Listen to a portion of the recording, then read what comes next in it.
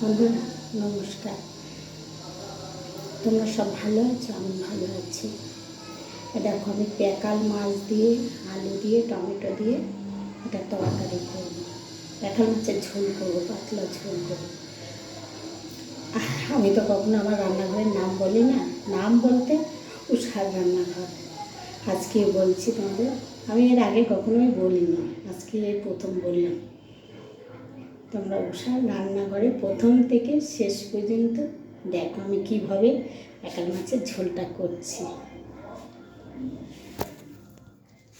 আমি প্যাকাল মাছ কেটে ধুয়ে নিয়েছি, সবজিও সব কাটা হয়ে গেছে, আলু ঠালু। এই যে দেখো, একটা আলু কেটে নিয়েছি, অর্ধেকটা টমেটো, বড় টমেটো তো, অর্ধেক পেঁয়াজ। মাছটা ধুয়েছি, আবার একটু ধুয়ে নিয়েছি, জল দিয়ে ভিজিয়ে রেখেছিলাম। জল নুন এসব দিয়ে চটকে আমি ধুয়ে রেখে দিয়েছি। দেখো একদম সাদা পাড়া হয়ে গেছে প্যাকাল মাছগুলো, দেখেছো? নুন দিয়ে চটকে দিয়েছি। ওর উপরে একটা আঁশ থাকে।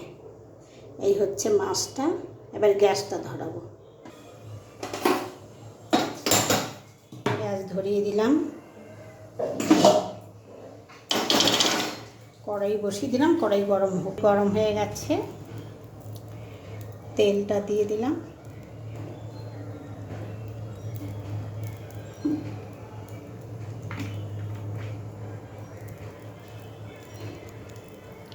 আমি কিভাবে প্যাকাল মাছটা রান্না করছি, তোমরাও আমার মতন করে ওইভাবেই রান্না করে খেয়ে দেখবে। দাঁড়াও, সাদা জিরে ফোড়ন দেবো। এখানে লবঙ্গ আছে, এলাচ আছে, দারচিনি আছে। লবঙ্গটা একটু ফাটিয়ে দিই, না এলাচটা। সাদা জিরে খুব অল্প, একটা তেজপাতা,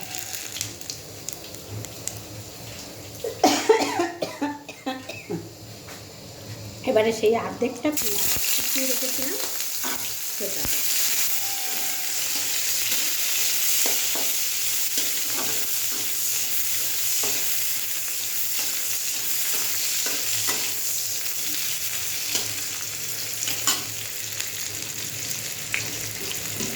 আলুটা